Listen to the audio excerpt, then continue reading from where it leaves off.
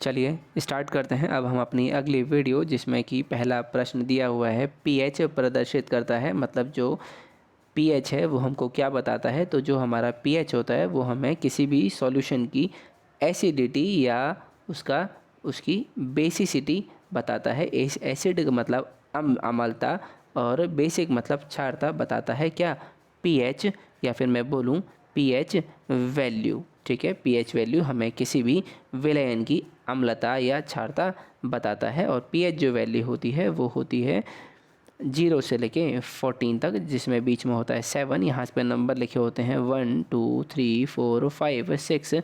7 जो होता है, 7 के बाद आता है 8 9 10 11 13 11 12 13 और 14। ठीक है, मतलब 0 से लेके 14 तक एक स्केल होता है जिसको हम क्या बोलते हैं, पीएच स्केल बोलते हैं। ठीक है, पीएच स्केल बोलते हैं। 7 जिसका भी पीएच होगा वो हमेशा क्या होगा, न्यूट्रल होगा। ठीक है, न्यूट्रल से अगर हम इस तरफ जाएंगे, मान लो किसी का पीएच आ रहा है 10, तो उसमें क्या हो रहा है, बेसिक कैरेक्टर है, या मतलब वो क्या है, बेसिक है। ठीक है, 7 से अगर हम ऊपर की तरफ जाएंगे तो बेसिक कैरेक्टर बढ़ेगा, और अगर हम 7 से नीचे की तरफ जाएंगे तो हमारा एसिडिक कैरेक्टर बढ़ेगा। मतलब जो हमारा जिसका पीएच वैल्यू 1 होगा वो क्या होगा, सबसे ज़्यादा एसिडिक, और जिसका पीएच वैल्यू 14 होगा वो क्या होगा, सबसे ज़्यादा बेसिक होगा। ठीक है, समझिए, यहाँ से इधर को जाएंगे तो एसिडिक कैरेक्टर बढ़ेगा, और अगर 7 से ऊपर जाएंगे तो बेसिक कैरेक्टर बढ़ेगा। और जो 7 होता है वो होता है हमारा न्यूट्रल वैल्यू। मान लो कोई सॉल्यूशन है जिसका पीएच क्या है 7, तो वो क्या है, न्यूट्रल है, ना तो वो एसिड है ना तो वो क्या है, बेस है। ठीक है, चलते हैं अगले क्वेश्चन की ओर। अगले क्वेश्चन में हमसे पूछा है जो हमारा HCl है या हाइड्रोक्लोरिक एसिड है उसका पीएच बताना है। तो HCl का पीएच होता है, जनरली हम 2 बोलते हैं। ठीक है, कुछ भी हो सकता है, 1 भी हो सकता है, 1.8 भी हो सकता है, 2 भी हो सकता है, लेकिन हम उसका पीएच जो है वो 1 से 2 के बीच में लेकर चलते हैं हम अपने अगले क्वेश्चन की ओर। अगले क्वेश्चन में हमसे पूछा गया है किस निम्नलिखित के जलीय विलयन का पीएच मान हो सकता है। तो जैसा कि हम जानते हैं सोडियम हाइड्रोक्साइड जो होता है हमारा, ये NaOH जो होता है, इसका जो जलीय विलयन का पीएच हो सकता है। चलते हैं अगले क्वेश्चन की ओर। अगले क्वेश्चन में हमसे पूछा है शैलों तथा खनिजों में सर्वाधिक मात्रा में पाया जाने वाला तत्व। तो जो शैल होते हैं ये हमारे खनिज होते हैं, इसमें हमें सिलिकॉन जो है वो सबसे अधिक मात्रा में पाए जाने वाला क्या है, तत्व होता है। चलते हैं हम अपने अगले क्वेश्चन की ओर। अगले क्वेश्चन में हमसे पूछा गया है हाइड्रोजन से सबसे अधिक यौगिक बनाने वाला तत्व है। मतलब हाइड्रोजन से सबसे अधिक यौगिक जो बनाता है वो हमारा क्या बनाता है, कार्बन बनाता है। ठीक है, क्योंकि कार्बन क्या शो कर सकता है, टेट्रा वैलेंसी, मतलब 4 बॉन्ड वो बना सकता है किसी के साथ भी। ठीक है, चलते हैं अपने अगले क्वेश्चन की ओर। अगले क्वेश्चन में हमसे पूछा गया है आग बुझाने के लिए काम में लाई जाने वाली गैस। मान लो आपके घर में कहीं पे अगर आग लग जाती है तो उसको बुझाने के लिए जो सिलेंडर यूज़ किया जाता है उसके अंदर कौन सी गैस भरी होती है, CO2 भरी होती है। इसी CO2 को अगर हम इस आग के ऊपर डालेंगे तो आग क्या होगा, बहुत जल्दी से बुझ जाती है। ठीक है, तो जो CO2 या जो सिलेंडर में जो गैस होती है उसमें क्या होती है, CO2 होती है। ठीक है, या फिर मैं ये कह सकता हूँ CO2 की मदद से हम कहीं पर भी लगी आग को बुझाया जा सकता है। चलते हैं अपने अगले क्वेश्चन की ओर। अगले क्वेश्चन में हमसे पूछा गया है घरेलू ईंधन के रूप में काम में लाई जाने वाली गैस जो होती है वो क्या होती है, मीथेन और ब्यूटेन। चलते हैं अगले क्वेश्चन की ओर। अगले क्वेश्चन में हमसे पूछा गया है निम्नलिखित गैस के जलीय विलयन का तेज अम्लीय गुण होता है, वो किसका होता है, वो होता है सल्फर डाइऑक्साइड का।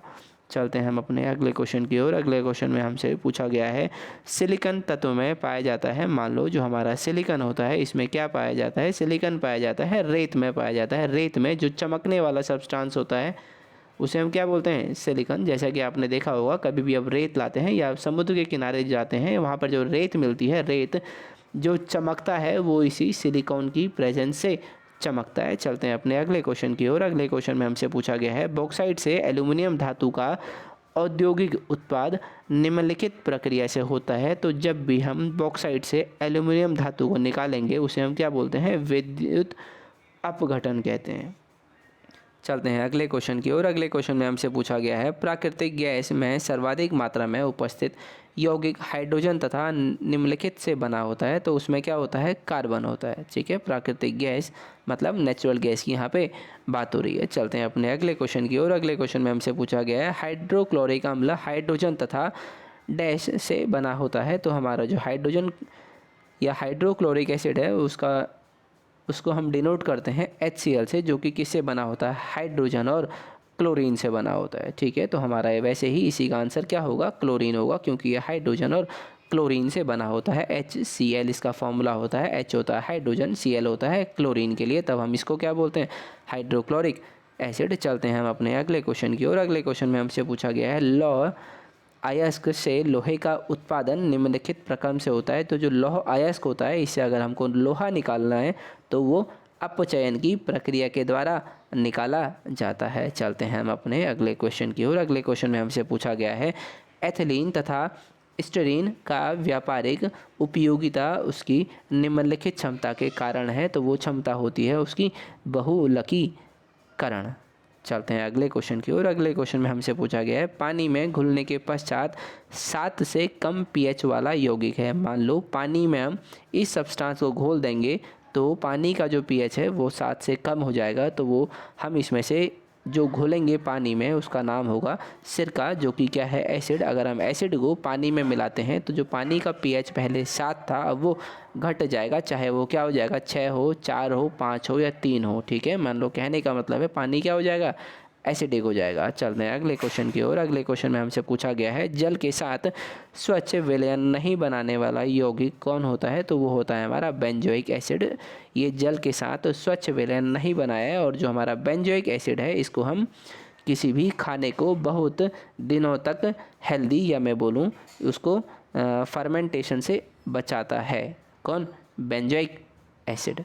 चलते हैं अगले क्वेश्चन की ओर। अगले क्वेश्चन में हमसे पूछा गया ऐसा पदार्थ जिसका जलीय विलयन जल से अच्छा बिजली का चालक होता है। तो वो होता है हमारा साधारण लवण। जो हमारा NaCl होता है ये एक ऐसा पदार्थ है जिसका विलयन जल से अधिक अच्छा बिजली का चालक होता है। ठीक है, चलते हैं अगले क्वेश्चन की ओर। अगले क्वेश्चन में हमसे पूछा है सुरा से शुद्ध अल्कोहल इस प्रक्रम से प्राप्त किया जाता है। तो सुरा से अगर हमको शुद्ध अल्कोहल लेना है तो वो किस प्रक्रिया से होगा, आशवन की प्रक्रिया से प्राप्त किया जाता है अल्कोहल।